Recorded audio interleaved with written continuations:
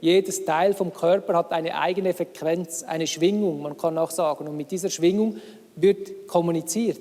Von der Intensität her ist eigentlich noch stärker als das Handy. Also ich würde niemandem empfehlen, länger an diesem Decktelefon zu telefonieren. Das heißt, wenn man es so anschaut, ist es ja eigentlich fast logisch, dass der Mikrowellenofen kein gesundes Kochgerät sein kann. Okay, wir haben jetzt zwar keinen Mikrowellenofen und wir haben ein Handy, das wir an den Kopf halten. Was passiert denn mit unseren Zellen? Und von denen haben 87% angegeben, dass sie ihr Telefon im Zimmer haben und nicht abstellen.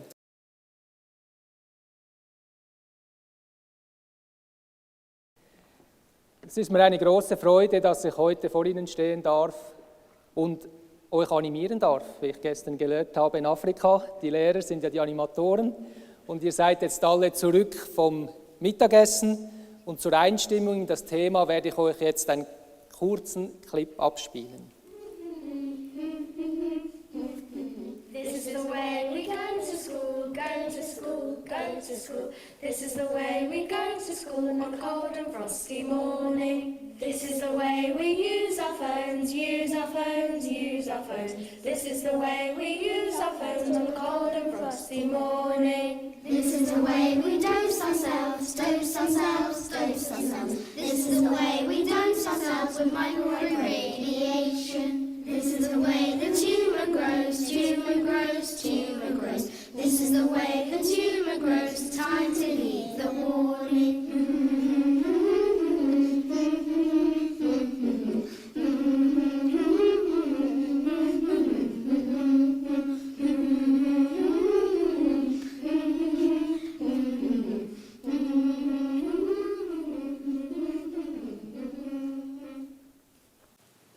Diesen Film habe ich aus zwei Gründen abgespielt, dieser Clip. Der erste ist, es ist eine Einstimmung natürlich, Einführung in die Handystrahlung. Diese Kinder sind alles mit Handy unterwegs. Und der zweite Grund ist, weil es Kinder sind. Wir haben hier eine Technik erfunden, die wir nicht einmal selber imstande sind, richtig zu benutzen und geben sie unseren Kindern. Und das ist wirklich eine große Gefahr und Herausforderung für das ganze Leben. Das ist auch der Grund, wieso ich eine Webseite gemacht habe. Das war eigentlich an und dazu mal, als Barry Trower hier vorne stand und gesprochen hat, habe ich gedacht, man muss etwas machen. Und ich bin dran, vor allem in der Schweiz, versuchen aufzuklären an Schulen, dass WLAN nicht eine sehr sinnvolle Einrichtung ist. Aber wir werden das später noch in meinem Vortrag hören. Die Idee, die ich jetzt habe oder was ich euch mitgeben möchte in diesem Vortrag, ist vor allem, wie beeinflusst die technische Strahlung unser Leben, respektive wie funktioniert denn der Körper? Was für elektrische Vorgänge gehen im Körper ab? Und dann könnt ihr den Bogen spannen und selber herausfinden oder eigentlich sehen, ist der Schluss eigentlich kurz, dass man sagt, ja, wenn das wirklich so ist, dann kann ja diese Technologie nicht gut sein. Es ist so, dass ich dieses Jahr verschiedene Zeitungsausschnitte immer wieder gesammelt habe und geschaut habe, was ist eigentlich da, was geht so los, was denken die Medien in Anführungszeichen, sage ich jetzt mal. Ich habe heute noch gehört, dass Qualitätsmedien, hat jemand gesagt, die Medien über die ganze Elektrosmog-Problematik. Und wie ihr seht, gibt es viele. Es gibt Leistungsdruck und Handys machen Jugendliche krank. Es gibt Handystrahlung, verändert den Organismus von Kühen. Und das sind alles Aussagen von diesem Jahr. Jetzt ist es so, wenn man doch eigentlich schon so vieles hört oder liest in den Medien, wieso sind wir dann noch nicht weiter? Interessiert es denn überhaupt jemand, dass wir da ein Problem haben oder dass ein potenzieller Krankmacher da ist?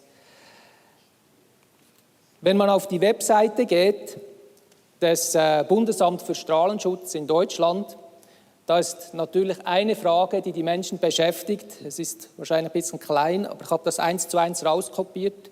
Und zwar heißt es da, kann das Telefonieren mit Handys Krebs auslösen? Das ist ja eigentlich die Frage, die alle interessiert. Jetzt ist es so, das Bundesamt für Strahlenschutz hat dort geschrieben, es gibt eine Studie, die Interphone-Studie, die wurde von der WHO gemacht, das ist eine groß angelegte Studie. Das Resultat ist, alles, was kurzzeitig ist, also alles, was Nutzungsdauer weniger als 10 Jahre hat, bei Erwachsenen, wurde kein erhöhtes Risiko gefunden. Also Sie sagen, 10 Jahre ist kurzzeitig. Und alles, was mehr als 10 Jahre hat, länger, da konnte man nicht wirklich Aussagen treffen. Also eigentlich ist diese Studie für nicht viel und respektive, sage ich mal, die Interpretation ist vielleicht für nicht viel. Und wieso ist das so? Es gibt viele Studien, die eigentlich belegen, dass es schädlich ist, und es gibt auch Studien, die belegen, dass es nicht schädlich ist. Ich habe mir das lange überlegt und ich bin eigentlich zum Schluss gekommen, dass wahrscheinlich das am System liegt. Und zwar, wenn wir davon ausgehen, dass die ganze Diskussion um die Schädlichkeit oder die Wirkung der elektromagnetischen Strahlung sich immer um 2 Punkte dreht. Es dreht sich immer darum, einerseits thermische Wirkung, andererseits biologische oder nicht thermische Wirkung. Auf der thermischen Seite sind die akademische Schulmedizin, ich sage bewusst die akademische Schulmedizin, die Grenzwerte, die Gesetze, der Staat, die Medien, die sind einfach auf dieser Schiene, die sagen, wir legen die Grenzwerte nach thermischen Sachen fest, das andere interessiert uns nicht, da könnt ihr nicht beweisen, dass es wirklich schädlich ist. Auf der anderen Seite sind viele unabhängige Forscher und Organisationen, wie auch wir, die sagen, hey, das könnt ihr nicht machen. Es gibt sehr viele Wirkungen, die überhaupt nichts mit Thermisches zu tun haben und die sehr wohl das Leben beeinflussen. Es gibt dann daraus Studien, die sogenannten wissenschaftlichen Studien und die anderen, sage ich nicht, esoterische Studien im Sinn von, will das esoterische Studien sein könnten, sondern weil die vielfach dann so von der anderen Seite bezeichnet werden und ein bisschen lächerlich gemacht werden, wenn sie dann von Energien und anderen Sachen sprechen.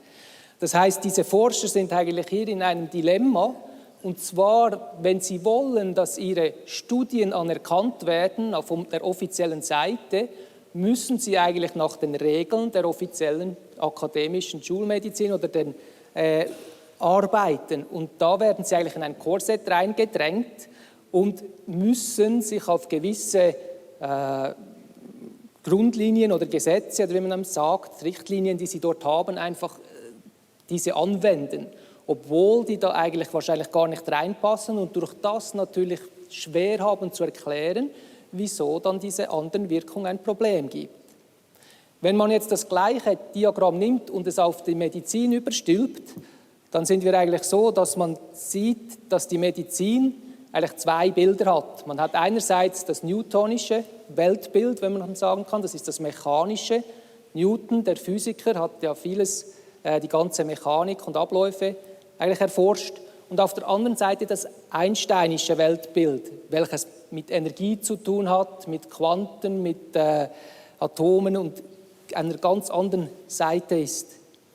Wenn man das jetzt weiterspinnt, dann hat man eigentlich die mechanische Welt der akademischen Schulmedizin, die pharmazeutische Heilmittel und auf der anderen Seite ist die Energiemedizin. Alternative Heilmethoden werden wir sehen, die arbeiten sehr stark nach diesem Prinzip der Energie. Es sind energetische Felder und das sind völlig getrennte Welten. Man kann jetzt vielleicht sogar so sagen, dass die Schulmedizin sich auf ein kompliziertes Problem spezialisiert. Ein kompliziertes Problem ist eines, das Sie auseinandernehmen können und dann kleine Teile machen können. Können Sie eine Lösung für jedes kleine Teil finden und dann wieder zusammensetzen und dann haben Sie die Gesamtlösung. Bei einem komplexen System können Sie das nicht machen. Da müssen Sie die ganze Sache anschauen und sobald Sie in das System eingreifen und es unterteilen und Teile analysieren wollen, dann machen Sie das System kaputt. Das heißt, es gibt dort viel schwierigere Fragen zu beantworten und Sie müssen es immer als Ganzes ansehen. Dass es eine mechanische Welt ist, das ist auch so, zum Beispiel ganz kürzlich, vor etwa 2 Wochen, habe ich im Internet oder einen Presseartikel gelesen von, ich glaube, Universität of Virginia oder so. Da haben Wissenschaftler jetzt nach etwa einer sehr langen Zeit herausgefunden, wie die Verbindung vom Gehirn zum Immunsystem ist. Und sie haben dort in dieser Presseartikel reingeschrieben, jetzt, wo sie das endlich wissen, können sie, und das kann man wirklich dort nachlesen, mechanisch die ganzen Abläufe anschauen und sie können jetzt mechanisch auch herausfinden, wieso dann gewisse Immunprobleme oder Krankheiten entstehen. Man könnte das auch ein bisschen ändern und vielleicht könnte man auch sagen, das eine ist das menschliche System und das andere das göttliche System. Dass die Energiemedizin oder Energie und energetische Felder eigentlich existieren, das hat 1940 Harold Saxton Burr schon herausgefunden. Er hat Forschung betrieben und zwar hat er Salamander genommen und hat Salamander das Potenzial gemessen, das energetische oder das elektrische Feld am Körper und hat dort gesehen, wo die verschiedenen Potenziale liegen, plus, minus das elektrische Feld. Was ganz spannend ist, er hat ein unbefruchtetes Salamanderei genommen, hat dort das Potenzial gemessen und hat genau das gleiche Feld erhalten wie bei einem ausgewachsenen Salamander. Das hat er nicht nur mit dem Salamander gemacht, sondern hat es auch mit Pflanzensamen gemacht. Und er konnte dort auch Felder sehen, die der ausgewachsenen Pflanze schon entsprechen. Das heißt eigentlich, dass der Bauplan für uns oder für Menschen, Tiere, Pflanzen nicht im Samen selber drin ist oder in der DNA, sondern außenrum im Feld. In meinem Vortrag, Präsentation, möchte ich heute 3 Themen ein bisschen näher bringen. Ich musste mich da ein bisschen zusammennehmen wegen der Zeit, weil wie alle Themen könnte man da lange darüber sprechen. Ich möchte euch über Wasser ein bisschen informieren, und zwar Wasser im Zusammenhang mit elektromagnetischen Wellen, mit elektromagnetischer Strahlung. Dann Magnetismus ist extrem wichtig. Wir kommunizieren und orientieren uns anhand von magnetischen Feldern.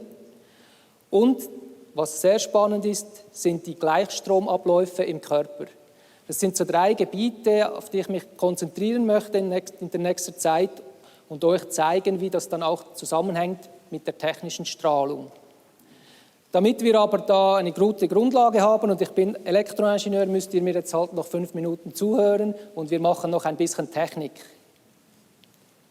Es gibt sehr wichtige Prinzipien, die man wissen muss und verstehen muss, um dann die Schlüsse zu ziehen, wieso ist etwas schädlich oder nicht.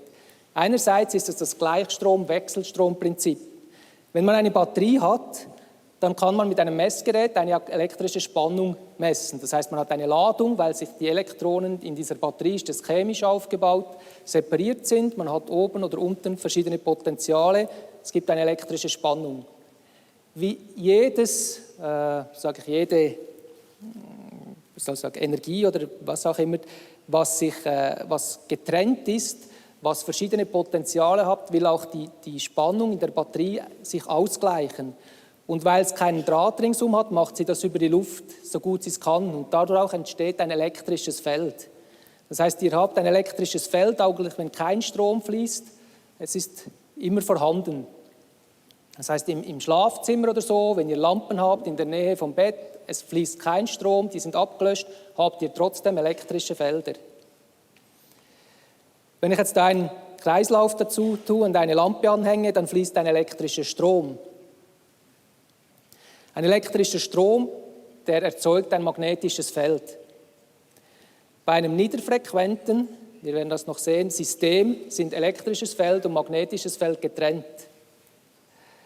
Wenn ich jetzt die Batterie drehe, in einer gewissen Geschwindigkeit, dann sieht man, dass der Strom immer wechselt, die Richtung, die Polung, und wir haben nicht mehr ein elektrisches Feld, sondern ein elektrisches Wechselfeld oder ein elektrisches magnetisches Wechselfeld. Das heißt, es ändert immer die Richtung von Plus und Minus und Plus. Und das ist eigentlich der Wechselstrom. Wenn wir jetzt die Batterie nehmen und diese Batterie wieder drehen und wir würden immer am Punkt oben, immer am oberen Punkt hier, einen Punkt auf der Zeitachse machen, wenn sich die Batterie dreht, dann wird man eine solche Sinuslinie erhalten. Also wenn ich das da mal animiere, dann sieht man eigentlich immer, wenn er oben ist der Punkt oben, wenn der Plus unten ist der Punkt unten. Und das ist ein Wechselstrom, eigentlich ein schöner Sinuswechselstrom. Die Frequenz bedeutet, ich habe Umdrehungen von der Batterie, könnte ich jetzt nehmen, einfach gesagt pro Sekunde. Ich hatte jetzt 4 Umdrehungen pro Sekunde, das sind 0,8 Hertz. Wenn ich jetzt die Frequenz ein bisschen steigere, die Geschwindigkeit, Dann habe ich jetzt 20 Umdrehungen in 5 Sekunden, das sind dann 4 Hertz. Das heißt, ich habe pro Sekunde 4 Umdrehungen. Jetzt, wenn ihr gesehen habt, wie schnell die Batterie dreht, habt ihr das Gefühl gehabt, da geht etwas. Aber wenn wir jetzt auf die Mikrowellenfrequenzskala gehen, dann haben wir da ganz andere Frequenzen. Wir haben zum Beispiel den Mikrowellenofen, der arbeitet mit 2,45 Gigahertz oder 2,45 Milliarden Hertz. Das heißt, diese Batterie würde sich 2,45 Milliarden Mal in der Sekunde drehen. Das kann ich gar nicht mehr darstellen auf meinem Computer. Das, was ihr hier seht, sind eigentlich alles Kommunikationsmittel außer der Mikrowellenherd, die auf dieser Mikrowellenfrequenz, auf dieser hohen Frequenz arbeitet. Wir haben ja das Thema an diesem Kongress Erde, Nahrungsmittel, da gehört Kochen dazu, Mikrowellen, Kochen. Ihr könnt herausfinden, was jetzt kommt. Ist ganz klar, wir müssen über den Mikrowellenofen sprechen. Und wir müssen eben noch speziell über den Mikrowellenofen sprechen, weil der hatte vor etwa 3 Wochen oder dieses Jahr den 70. Geburtstag. Ich weiß nicht, ob das ein freudiger Anlass ist, aber jedenfalls gibt es ihn schon 70 Jahre. Wieso sagen die denn, es ist nicht schädlich? Wenn wir jetzt vielleicht uns überlegen, das Schema, das ich hatte mit diesen thermischen und nicht thermischen, mit dieser schulmedizinischen und den energiemedizinischen Bildern, dann ist es schon klar, dass er sagt, es ist nicht schädlich, wenn er sich einfach nur auf den thermischen Bereich bezieht. Und das macht er ja. Er ist eigentlich in dieser Welt gefangen. Das ist das Einzige, was er anschaut. Und aus dem geht er natürlich ganz klar vor und sagt, es ist nicht schädlich, es wärmt ja nur. Aber die Strahlen, die einen hohen Energiegehalt haben, also die hat er gesagt, das ist die Aussage, die werden eigentlich vom Wasser im Lebensmittel aufgenommen. Das heißt, es ist noch wichtig zu verstehen, eine Mikrowelle funktioniert eigentlich nur, wenn man etwas reintut, das Wasser oder Wasser in einer Form enthält. Es ist auch so, dass es möglich ist, gewisse Kunststoffe zu schmelzen, aber die haben dann von der chemischen Zusammensetzung werden die umgewandelt und dort drin entstehen Wasserstoffbrücken und diese werden dann wieder auseinandergenommen und dann kann es schmelzen. Theoretisch ist es eigentlich so, dass Eis nicht schmelzen könnte im Mikrowellenofen. Und zwar, wenn ihr schaut, beim Eis sind eigentlich die Verbindungen, die Wasserstoffverbindungen richtig starr. Und von dem ist es eigentlich fest. Und der Mikrowellenofen, der funktioniert so, dass er immer die Polung ändert und diese Wassermoleküle, die elektrisch geladen sind, mitnimmt und immer dreht. Und durch das, dass er sie dreht, müssen eigentlich diese Wasserstoffbrücken, wie ihr da beim 90 Grad seht, immer wieder neu arrangiert werden. Das wird immer so gemacht und jetzt kommt noch dazu, dass es nicht nur heiß ist, sondern dass die sich noch drehen. Das heißt, diese Wasserstoffbrücken werden gebildet, wieder weg, wieder gebildet und das geht in einem so extrem schnellen Tempo, dass die da ein Problem bekommen mit der Zeit. Das Eis schmilzt aber trotzdem, nicht, dass ihr es jetzt dort reintut und sagt, er hat etwas Falsches erzählt. Das Eis schmilzt und zwar schmilzt es schon aus einem Grund, weil wenn ihr das Eis in den Mikrowellenofen tut, dann hat es dort schon eine Raumtemperatur, dann schmilzt es schon außen und dann habt ihr schon Wasser auf der Oberfläche und dann fängt es natürlich an zu schmelzen. Jetzt, wir bleiben noch ein bisschen bei Wasser, vor allem bei diesen Wasserstoffbrücken, die scheinen mir interessant zu sein. Da gibt es einen Forscher, der Bernhard Greth, der war Forscher, ist gestorben in Kanada und der hat Heilungsenergien, die Auswirkung von Heilungsenergien auf das Wasser untersucht. Er hat Heiler genommen, was schon ein gewagten Schritt ist, in einer akademischen Umgebung etwas mit einem Heiler zu tun. Und er hat den trotzdem eigentlich einen genommenen Bekannten und hat geschaut, was wendet sich beim Wasser in diesen Wasserstoffbrückenbildungen, wenn der seine Heilungsenergie dort drauf gibt. Und er hat herausgefunden, dass sich wirklich etwas ändert. Und es ändert sich etwas ähnlich, wie wenn man das einem Magneten aussetzen würde. Das heißt, wir haben da schon vielleicht einen Zusammenhang, dass man sagt, magnetisches Feld, Heilung, könnte etwas mit Magnetismus zu tun haben. Ihr kennt sicher alle den Masaru Emoto, der hat ja dann diese verschiedenen Wasser eingefroren und dann fotografiert.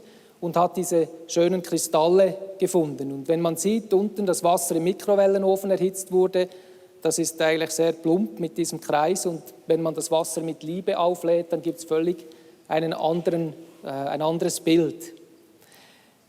Das heißt, wenn man jetzt davon ausgeht, dass das wirklich stimmt, dass doch irgendwie auf eine Art und Weise eine Information im Wasser gespeichert werden muss, die man da so darstellen kann. Und das ist so. Das hat nämlich der Samuel Hahnemann ausgenutzt. Ich weiß nicht, ob er es wusste ja noch dazu mal, wie das funktioniert, aber er hat diese Funktion ausgenutzt in seinen ganzen homöopathischen Medizin. Er hat den Wirkstoff der Pflanze extrahiert, in das Wasser getan, der Alkohol und Wasser, und dann hat eigentlich das Wasser mit der Zeit die Information übernommen.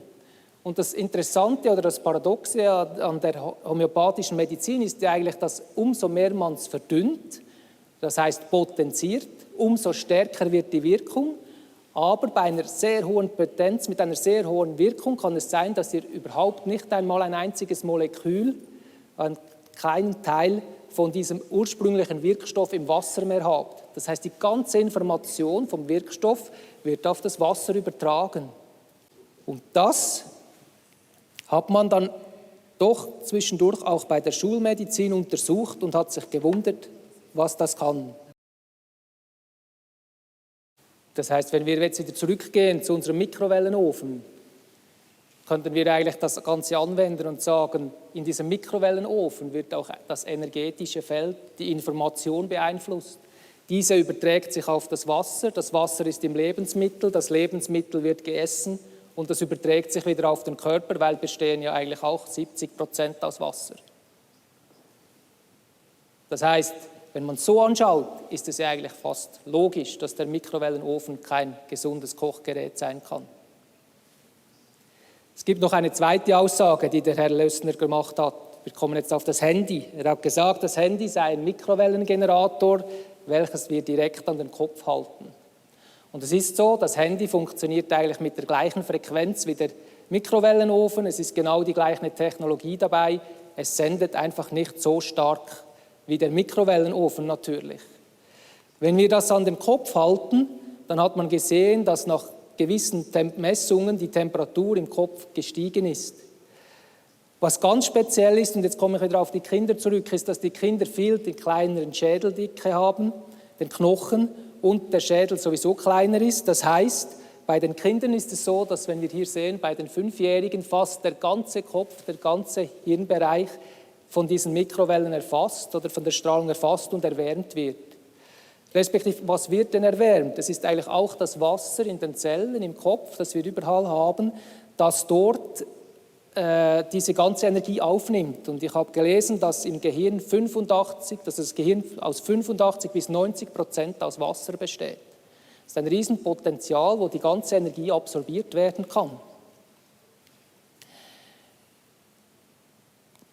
Bei der Untersuchung von Gemüse im Mikrowellenofen, da hat man herausgefunden, dass einerseits die Moleküle verformt wurden, das ist wegen dieser ganzen Wechselung, und zweitens, dass die Zellwand bei Pflanzen und Gemüse, man hat dort bei dieser Studie von Schrump und Charlie schon 1975 gesehen, dass die Zellwand von Karotten und Brokkoli deformiert wurde und kaputt gegangen ist. Jetzt, wenn wir wieder einen Schluss ziehen und sagen, okay, wir haben jetzt zwar keinen Mikrowellenofen und wir haben ein Handy, das wir an den Kopf halten, was passiert denn mit unseren Zellen? Kommt noch dazu, dass die menschlichen Zellen keine Zellwand haben, sondern dass die äußerste Schicht die Zellmembran ist. Okay, das sagt mir jetzt nicht so viel. Darum habe ich jetzt noch einen Kollegen beigezogen, der euch etwas über die Zellmembran sagt. Etwas ganz Interessantes. Es ist sehr spannend, wenn man eigentlich von Bruce Lipton hört, dass die Zelle über die Zellmembran außen mit der Umwelt kommuniziert. Wir haben schon viel gehört von der Kommunikation zwischen den Zellen und generell. Und jetzt hat man jemanden, der das noch erforscht hat und gesagt hat, die Zellmembran, wenn die intakt ist, kann sie die Signale aufnehmen von anderen Zellen und nicht nur von anderen Zellen, sondern eigentlich vom ganzen Energiefeld, das außenrum ist. Und das ist nicht nur unser Energiefeld, sondern es sind Energiefelder, die von anderen Lebewesen auch kommen. Da werden wir noch dazu kommen. Wir sind also keine biochemischen Maschinen, wie uns die Schulmedizin weismachen will, welche durch unsere Gene gesteuert sind, sondern machtvolle Erschaffer unseres Lebens und unserer eigenen Welt. Wir haben das auch heute schon gehört beim Vortrag über Impfen, dass dort geheißen hat, dass man die DNA oder die Gene eigentlich beeinflussen kann. Und das hat jetzt Bruce Lipton hier bewiesen bei seinen Forschungen. Er hat auch ganz klar gesagt, unsere Gesundheit hängt ab von der Umwelt. Und wo leben wir heute, in welcher Umwelt? Wenn wir jetzt nur uns auf die elektromagnetische Strahlung beziehen, es ist überall ist elektromagnetische Strahlung, es gibt fast keinen Ort mehr, wo man dem entfliehen kann. Das heißt, diese ganze elektromagnetische Strahlung hat einen Einfluss auf unsere Gesundheit, weil die ganze Zellkommunikation beeinflussen, stören oder einfach interferieren, wie man auch sagt.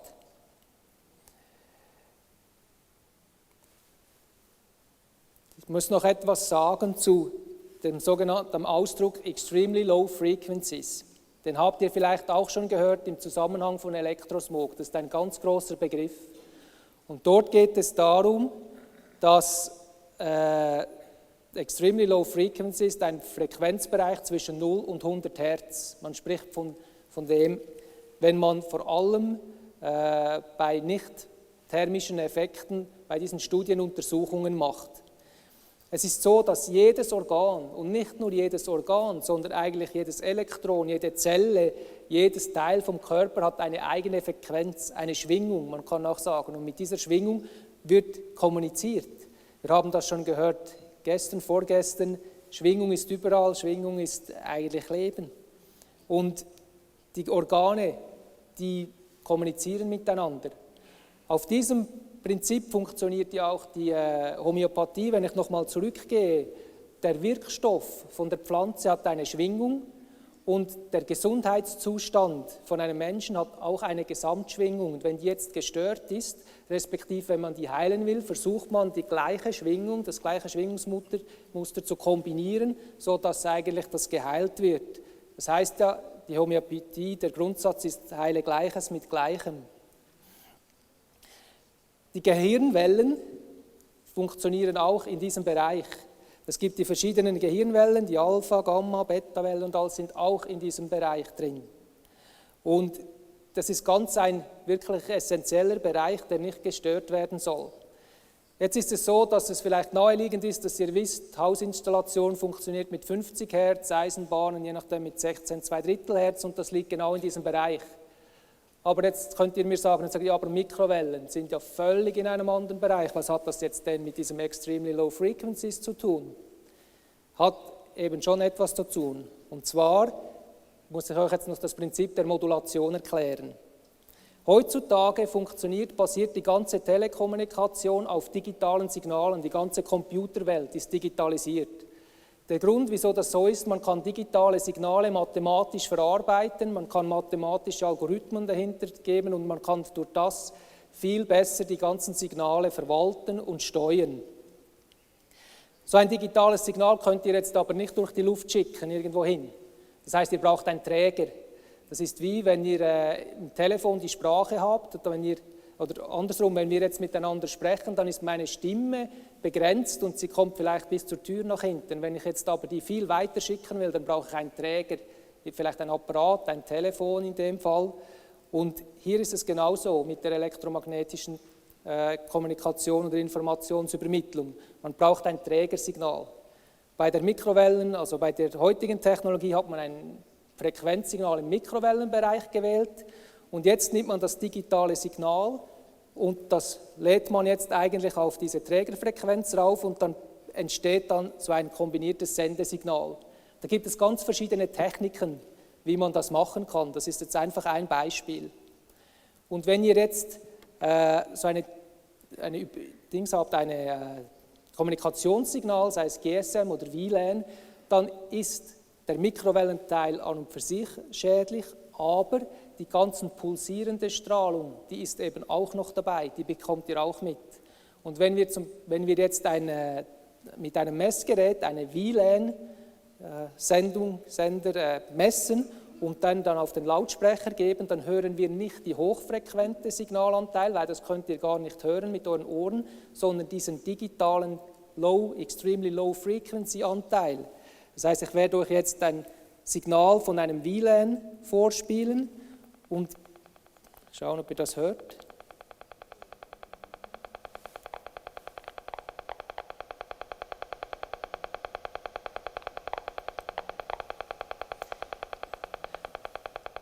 Und dieses Knattern, das ihr hört, das ist der digitale Anteil. Und je nachdem, was für einen Typ von WLAN ihr habt, ist das entweder 10 oder 100 Hertz, also genau in diesem Bereich. Und GSM ist bei 216 Hertz und andere Übertragungstechniken sind eben auch dort unten, weil die Information ist nicht so hoch frequentiert, aber die wird dann einfach geladen. Und das interferiert natürlich oder stört jetzt die ganze Kommunikation, auch zwischen den Zellen, zwischen den Organen, und das ist dort drin. Und Extremely Low Frequencies ist wirklich ein großer Teil auch in der Forschung, wo man sich darauf spezialisiert hat, das zu untersuchen. Was sind denn die Auswirkungen darauf? Jetzt ist es so, dass das Herz hat auch eine Frequenz. Aber das Herz ist ein ganz spezielles Organ. Das Herz erzeugt ein magnetisches Feld, ein sehr starkes magnetisches Feld. Und dazu werde ich euch noch zur Einführung zu diesem Herz und dem magnetischen Feld mit einem kleinen Videoclip kurzen vorspielen. Das Herz ist ein elektrisches Organ. Es ist die bei weitem stärkste Quelle von Bioenergie in unserem Körper. Bis zu 40 bis 60 Mal stärker als die zweitstärkste Quelle, dem Gehirn. Wir erzeugen ein elektromagnetisches Feld mit unserem Herzen, ein magnetisches Feld. Und jetzt ist eigentlich auch vielleicht der Schluss nahe, wieso spricht man plötzlich auf Menschen an, denen man begegnet, aber man spricht gar nicht mit ihnen. Jeder sendet seine Schwingung, sein magnetisches Feld aus, es wird empfangen, es gibt einen Austausch. Und manchmal hat man doch das Gefühl, irgendwie ist das Ganze etwas Spezielles, ohne dass man etwas sagt. Wie ihr seht, wir kommunizieren natürlich hier auch noch auf ganz anderen Ebenen. Magnetische Felder, die wir ausstrahlen, sind zwar stark, er hat gesagt, das vom Herz sei sehr stark, aber verglichen zur technischen Strahlung, die wir erzeugen, zu magnetischen Feldern von Hochspannungsleitungen, von Eisenbahnen, ist das nichts. Die sind extrem viel stärker. Hunde war auch schon ein Thema. Hier hat man eine Forschung, oder man hat nur beobachtet eigentlich, wie das Herz reagiert, wenn ein Hund reinkommt in einen Raum, wo ein Bube ist, ein Knabe, der ihn kennt, und wenn er wieder rausgeht. Hier sieht man, da sind sie noch bei sich selber und hier kommt der Hund herein in das Zimmer, dann sind sie zusammen und hier geht er dann wieder raus. Man hat dort eigentlich den Herzrhythmus gemessen, aber der Herzrhythmus, wie wir vorhin gesehen haben, ist auch direkt mit dem magnetischen Feld gekoppelt. Magnetische Felder gehen durch Wände durch, gehen weiter, und wenn wir jetzt gehört haben, dass es vielleicht 3 bis 4 Meter gehen kann, dann ist es gut möglich, dass man miteinander kommuniziert, in Anführungszeichen, auch wenn man nicht im gleichen Raum ist.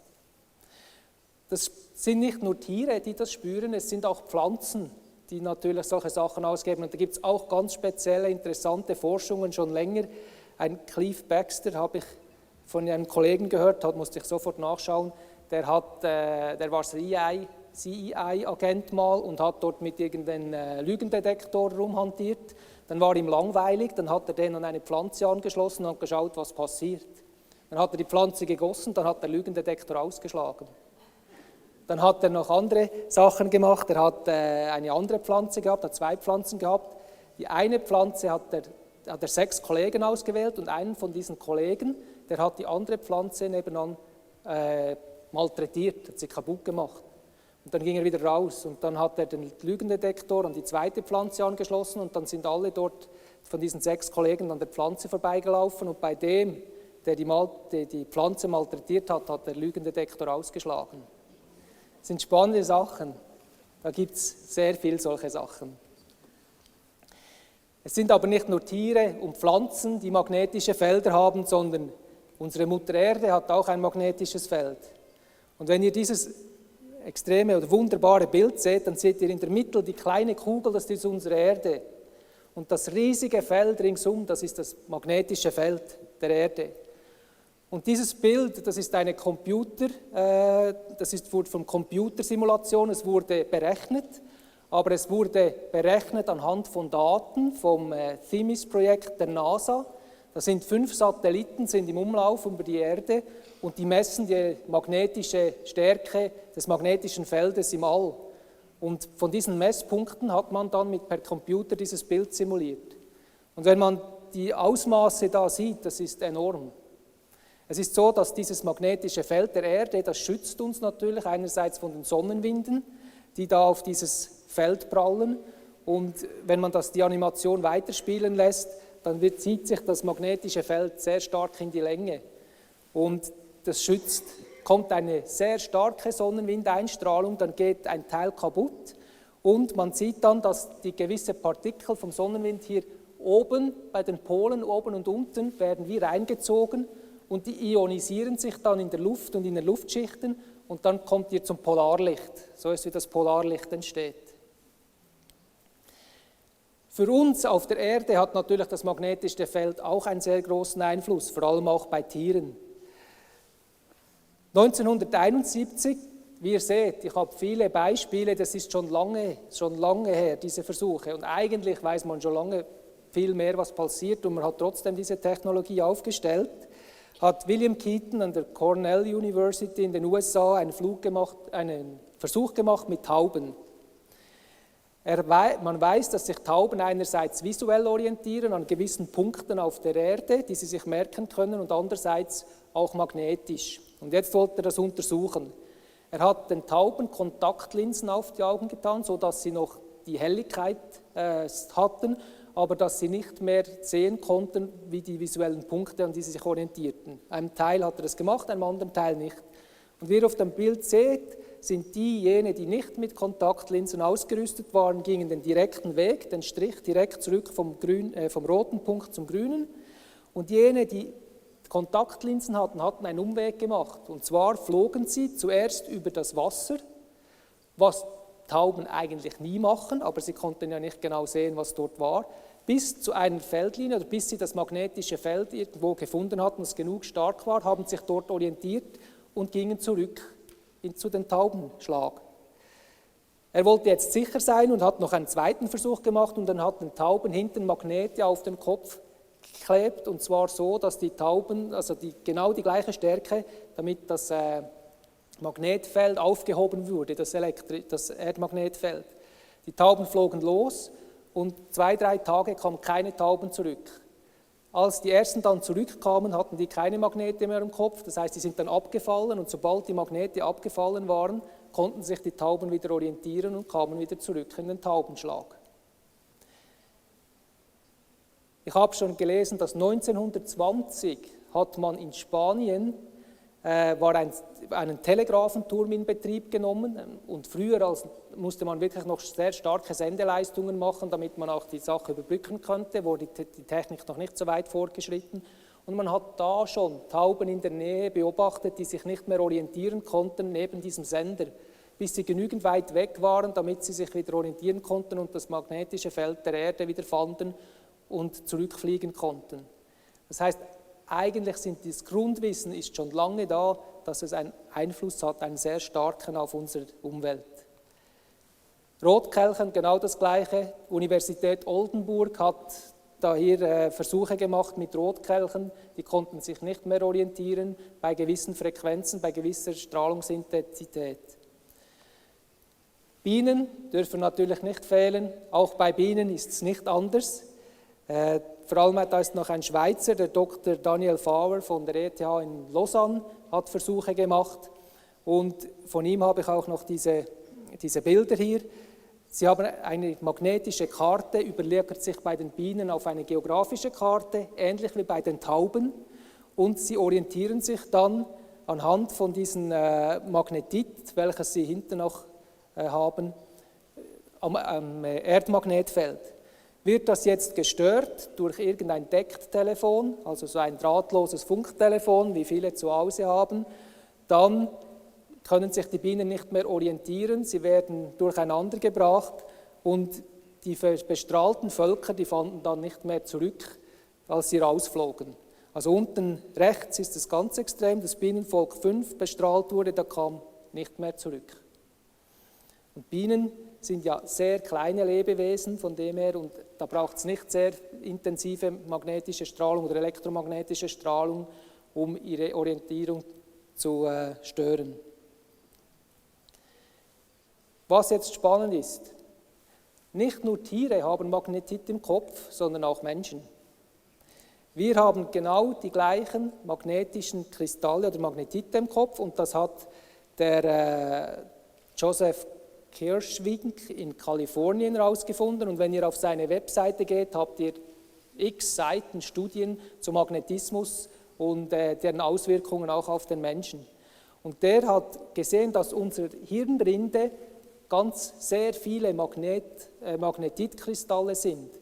Und zwar, wenn man da sieht, Magnetit reagiert, das sind etwa, hat er gesagt, wir haben 5 Millionen Magnetitkristalle pro Gramm Gehirnzelle, respektive 100 Millionen Magnetitkristalle pro Gramm in der Gehirnmembran, also oben. Das ist eine Riesenanzahl, aber die sind natürlich extrem klein. Aber die helfen uns eigentlich auch, das magnetische Feld wahrzunehmen. Jetzt gibt es 2 Sachen. Einerseits, wenn ihr hier lesen könnt, ist das Magnetit reagiert 100 Millionen Mal stärker auf ein äußeres Magnetfeld. Das heißt, es hilft uns eigentlich, das Magnetfeld der Erde oder andere Magnetfelder wahrzunehmen. Was hier nicht steht, aber was er auch herausgefunden hat, und er hat das noch berechnet, ist, dass Magnetit elektromagnetische Energie oder Mikrowellenenergie etwa 1000-mal stärker aufnimmt als Wasser. Das heißt, wir gehen zurück, wenn ihr das Handy am Kopf habt, werden die Wassermoleküle im Kopf geladen, das ist das eine, aber die Magnetitkristalle oder die Zellen, die Magnetitkristalle drin haben, die nehmen 1000-mal mehr von dieser Energie auf, als die Zellen, die nur reines Wasser drin haben, keine Magnetitkristalle. Wie ihr wisst, es braucht nicht viel, um irgendeinen Gehirntumor oder etwas zu starten. Es braucht vielleicht ein paar Zellen, die sich dann in einen schlechten Zustand bringen und nicht mehr zurückkommen. Aber es ist schon noch spannend. Eigentlich hat noch nie jemand gesagt, dass diese Magnetitkristalle im Kopf wirklich auch stark erwärmt werden. Ich gehe jetzt wieder zurück zu dem magnetischen Einfluss. Wir nehmen das Erdmagnetfeld wahr. Dazu gibt es auch ganz verschiedene Studien. Und wenn ihr zum Beispiel euch einschließen würdet, irgendwo in einem Raum, wo es dunkel ist und ihr wisstet nicht mehr, ob es hell oder dunkel ist oder Tag und Nacht, wenn ihr das alles verliert, dann aber noch Zugang habt zum Erdmagnetfeld, dann hat euer Körper eine gewisse Orientierung.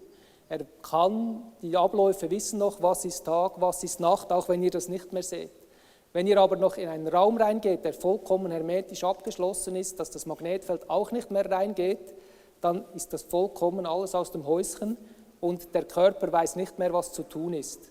Und es geht nicht lange, dann kriegt ihr riesig große Probleme. Und das hat man auch Forscher, haben das auch untersucht gehabt, wo sie die Leute dort reingetan haben in solche Räume. Es gibt noch ein anderes Organ im Gehirn, welches sehr spannend ist, und das ist die Zirbeldrüse. Ich bin kein Biologe und die Zirbeldrüse ist hier das kleine grüne Pünktchen, das ist sehr klein, aber es ist eigentlich eines der wichtigsten Drüsen im Körper. Es steuert andere Drüsen und was sehr wichtig ist, es produziert Melatonin, Serotonin und Dopamin. Ich frage mich jetzt da ein bisschen auf fremdes Gebiet, schon länger, aber es ist sehr wichtig, dass wir das verstehen. Das Melatonin ist wichtig für den Schlaf-Wachrhythmus und die Melatoninausschüttung definiert eigentlich diesen Grad, je nachdem, wie gut man das machen kann. Jetzt ist es so, dass in der Schweiz die WLAN-Welle unsere Schulen erfasst. Ich weiß nicht, wie es in anderen Ländern ist, aber im Kanton Zürich, das ist noch nicht so lange her, sollen sämtliche Schulzimmer bis 2017 mit WLAN ausgerüstet werden. In der Schweiz kennt man den Lernplan 21, ist ein großes Thema, diese digitale Kommunikation, man hat Tablets und alles geht nur noch über WLAN. Wenn man jetzt aber weiß, dass Serotonin eine Vorstufe von Melatonin ist und dass das ADS auswirken kann und dass die ganze elektromagnetische Strahlung einen Einfluss auf die Zirbeldrüse respektive auf das Gehirn hat, kann man ja eigentlich schon den Schluss machen, dass es nicht sehr sinnvoll ist, unsere Kinder, die noch kleine Köpfe haben, die noch nicht ein ausgewachsenes Immunsystem haben, dieser ganzen WLAN-Strahlung auszusetzen. Es ist etwas, was wir Erwachsenen einfach unseren Kindern überstülpen. Sie können sich gar nicht wehren. Im Gegenteil, wir geben ihnen noch diesen coolen Tablets und sagen, hey, jetzt könnt ihr da ein bisschen spielen mit denen. Wenn die Lehrer, ich hoffe, ich keinem Lehrer zu nahe treten, mal eine Auszeit brauchen, sagen sie, spielt mal ein bisschen mit dem Tablet. Übrigens machen ja nicht nur die Lehrer, das machen auch viele Erwachsene. Man sieht immer wieder im Zug, wenn die Kinder schreien, das beste Mittel, gebt ihnen das Handy zum Spielen. Heute mit dem Smartphone haben viele Kinder spielen auf dem rum und dann sind sie ruhig und sind beschäftigt. Dass aber das Handy dauernd strahlt, dass die meisten das WLAN-Sender im Handy immer aktiviert haben, dass sie den Datensender aktiviert haben, das wissen viele nicht und das Kind, das Baby oder das Kleinkind hat das Telefon in der Nähe und wird eigentlich die ganze Zeit bestrahlt.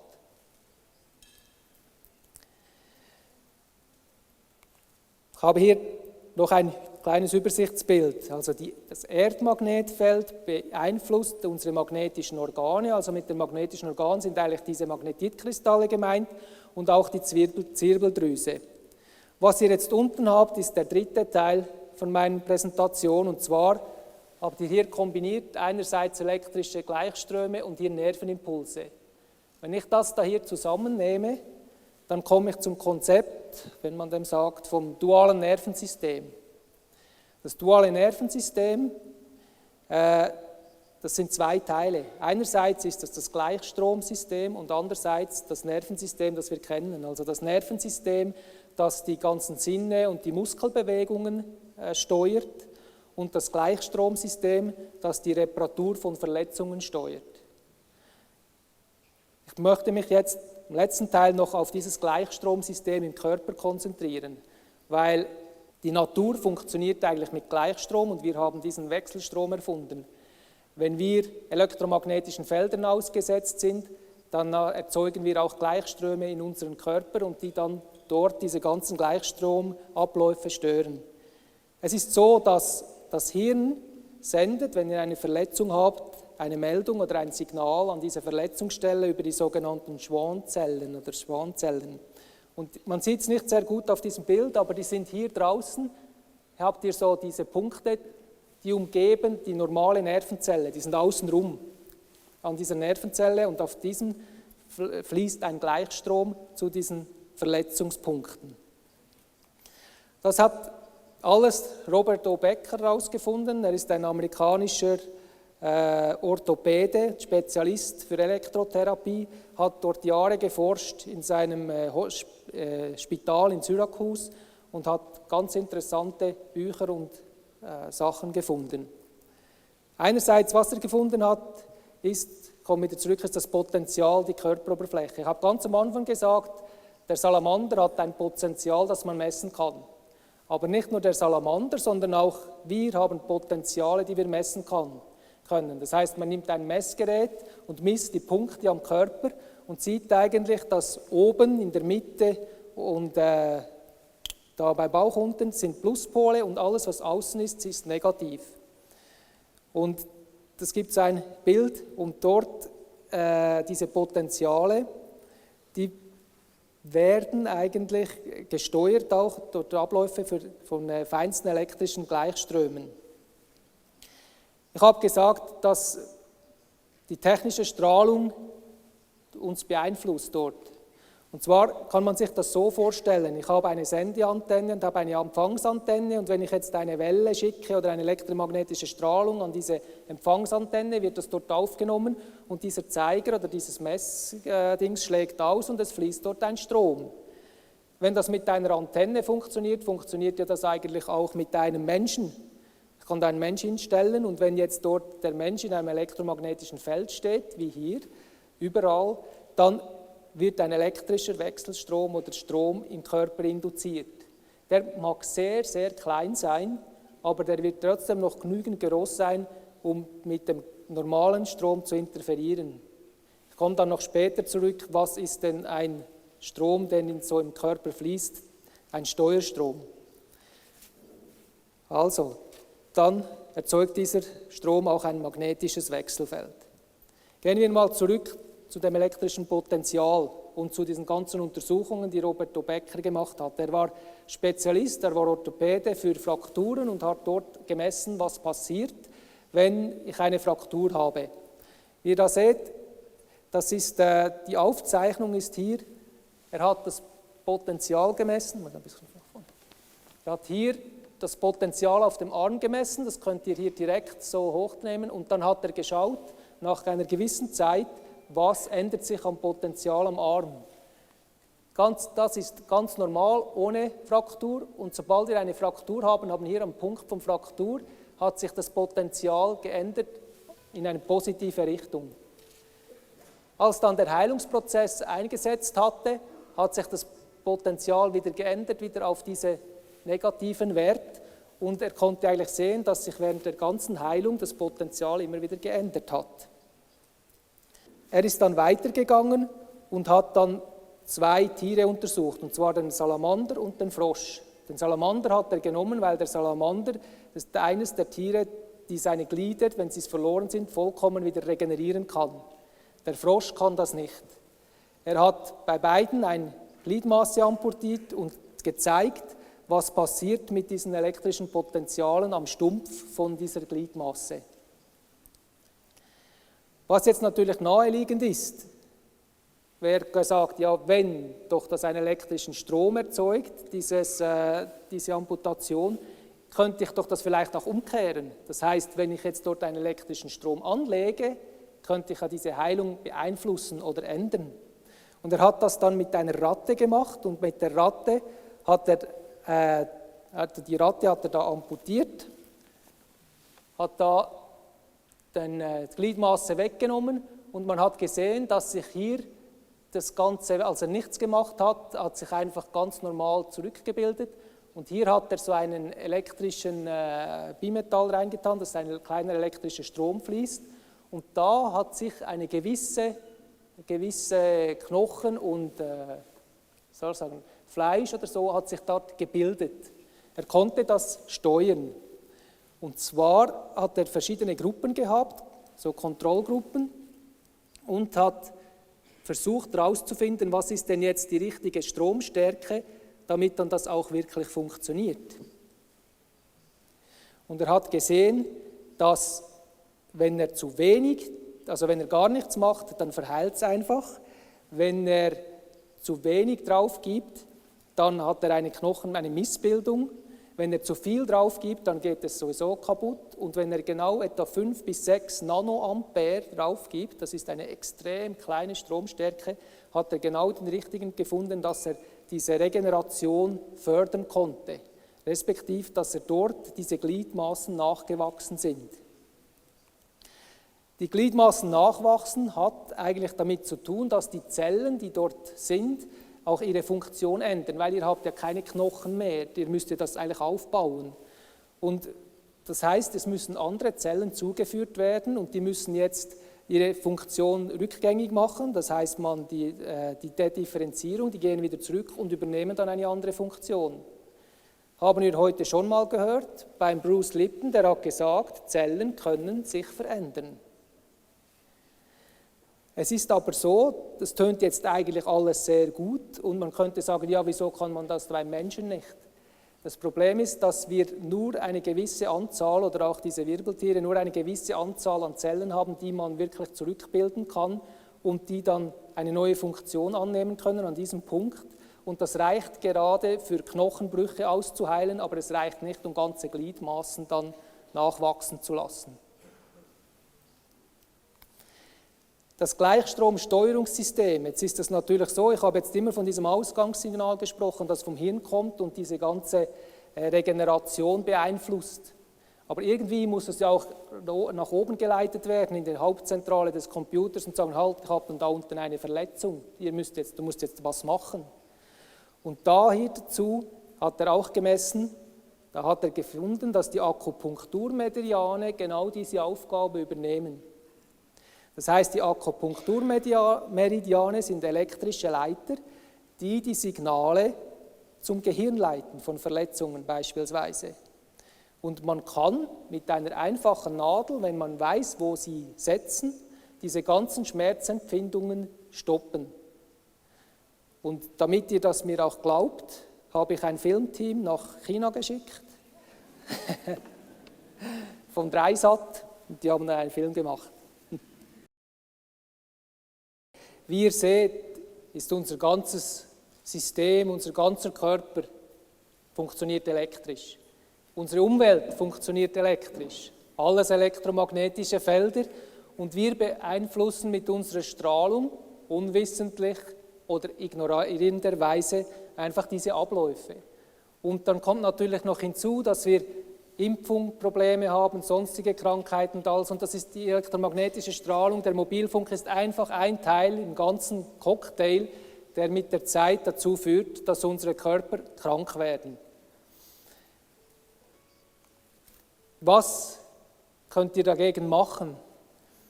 Erstens vermeiden. Es gibt sicher solche Geräte, die niemand braucht. Mikrowellenofen braucht niemand. Decktelefon braucht wahrscheinlich auch niemand. Es gibt vielleicht in gewissen Orten, wo man sagt, okay, ein Decktelefon, das ganz rechts, das Funktelefon, das brauche ich für geschäftlich oder wie auch immer. Aber dann sicherstellen, dass erstens das auf Eco-Mode Plus läuft, das heißt, dass es nicht strahlt, wenn es abgestellt ist. Und zweitens, und das ist auch etwas, wenn man so ein Funktelefon zu Hause hat, ist man dann meistens viel länger am Telefon, wenn man dann Gespräche führt. Beim Handy weiß man es ja, man soll sie kurz halten, die Gespräche, aber zu Hause, wenn ich dann das Funktelefon nehme, fühle ich mich von falscher Sicherheit und habe eigentlich auch einen Sender am Kopf. Und dieser Sender hier, von der Intensität her, ist eigentlich noch stärker als das Handy. Also ich würde niemandem empfehlen, länger an diesem Decktelefon zu telefonieren. In der Mitte ein WLAN-Router, haben wir auch schon gehört. Zu Hause, wenn man es wirklich nicht braucht, Kabel ist viel besser. Zweiter Punkt, abschalten. Zwischendurch, heute gibt es Anwendungen, wo man WLAN braucht, aber ich brauche das nicht 24 Stunden im Tag. Ich kann es einschalten, etwas runterladen, abschalten. Smartphones, abschalten. Es gibt viele, die, wie gesagt, ganz am Anfang, die Uni Basel hat in der Schweiz eine Umfrage oder Studie gemacht mit etwa, glaube ich, 2.500 oder 3.500 Jugendliche und von denen haben 87% angegeben, dass sie ihr Telefon im Zimmer haben und nicht abstellen. Das heißt, es ist die ganze Nacht aktiv. Es ist so, dass bei den heutigen Smartphones der Hauptanteil ist ja nicht mehr die Sprache, sondern ist der Datenverkehr. Es ist auch so, dass beim Mobilfunknetzen man weiß, dass sie alle Jahre der Datenverkehr verdoppelt und dass die Betreiber sich immer wieder beschweren oder sagen, sie haben zu wenig Kapazität, sie müssen ausbauen. Das heißt, in der Schweiz zum Beispiel haben wir jetzt, glaube ich, etwa ungefähr 20.000 Antennen und es sind nochmal 10.000 vorgesehen, um dann die ganze Nachfrage der ganzen Datenkommunikation auch nachkommen zu können. Beim Smartphone gibt es zwei Sachen, was ich auch empfehle. Ihr habt einerseits den Telefonkanal, wenn man dem so sagen will, und andererseits den Datenkanal. Und vielfach ist es so, dass man den Datenkanal ausschalten kann und trotzdem noch mit dem Telefon auf Empfang sein kann. Das heißt, es werden dann nicht E-Mails und Apps und alles die ganze Zeit synchronisiert, sondern es ist nur der normale Telefonkanal aktiv, der dann nicht die ganze Zeit mit dem Netz sich austauscht. Wenn das nicht sein muss. Kommt noch dazu, wenn man im Ausland ist es viel billiger, wenn man das Ding abschaltet. Dritter Punkt, Abstand. Es gibt Sachen, die man wirklich nicht verändern kann. Ihr könnt keine Mobilfunkantenne wegstellen, ihr könnt auch keine Eisenbahnlinie verschieben. Hochspannungsleitungen, das sind sehr große Erzeuger von starken magnetischen Feldern. Und wann es immer geht, Abstand halten. Eisenbahnen ist etwas ganz Tückisches, und zwar, wie ihr wisst, die Eisenbahn hat eine Oberleitung, dann geht der Strom, kommt von der Oberleitung durch den Zug und geht unten bei der Schiene zurück. Das ist der Idealfall. Aber 1/3 vom ganzen Strom geht eben nicht über die Schiene zurück, sondern irgendwo über den Boden. Und ihr könnt jetzt, wenn ihr das messt, in einigen 100 Meter Entfernungen von einer Eisenbahnlinie starke magnetische Felder der Eisenbahn in eurem Haus haben, weil die sich irgendwo über den Boden verteilt haben und dann reinkommen. Und man weiß das ist ein Problem. In der Schweiz, die SBB weiß das ist ein Problem. Bis jetzt hat man noch nicht so viel gemacht, aber man kommt ein bisschen unter Druck von gewissen Seiten, dass dort etwas zu tun ist. Was man auch machen kann, wenn man das Haus nicht verschieben kann, kommt immer die Frage nach Abschirmung. Es gibt Möglichkeiten abzuschirmen. Wenn jemand dann spezielle Fragen hat, haben wir draußen noch einen Tisch, dann kann man individuell ein bisschen beraten, was am besten ist. Es ist so, dass Abschirmung kann sehr heikel sein. Wenn man es nicht richtig macht, kann man die Strahlung, die man im Haus drin hat oder sonst irgendwie verstärken. Der Albert und ich hatten mal einen Vortrag in Zug, war noch nicht so lange her, und dort hat jemand gesagt, sie hätten für x tausend Franken die ganzen baulichen Maßnahmen wieder rückgängig machen müssen, weil es nach der Abschirmung schlimmer gewesen ist als davor. Also muss man sich gut überlegen, was man macht, bevor man dann wirklich etwas baut. Was aber alle machen können, ist das, was wir eigentlich schon manchmal gehört haben heute. Ich gehe nicht speziell darauf rein, ich habe noch eine Folie, der Lukas hat es heute Morgen schon gesagt, wir haben es beim Impfen gehört, eigentlich den Körper stärken. Weil wir müssen ja rausgehen, wir können nicht die ganze Zeit im Haus sein, wir können nicht in einer geschützten Umgebung, in einer abgeschirmten Umgebung sein, wir müssen rausgehen und dazu müssen wir unsere Körper stärken, damit sie dem ganzen Einfluss, der draußen auf uns zukommt, sei es Mobilfunk, seien es andere Umwelteinflüsse, auch aushalten. Und ganz zum Schluss, glaube ich, das Wichtigste, da mache ich wieder den Link zurück zu Afrika, haben wir Lache und die Welt lacht mit dir. Eine positive Lebenseinstellung, das, glaube ich, Dankbarkeit durchs Leben zu gehen, ist ein enormer Schutz. Wir haben es auch von Brice Lipton gehört, von anderen Forschern, die gesehen haben, dass ein positiven Gedanke, dass man eigentlich seinen Körper damit beeinflussen kann, dass er gesund bleibt.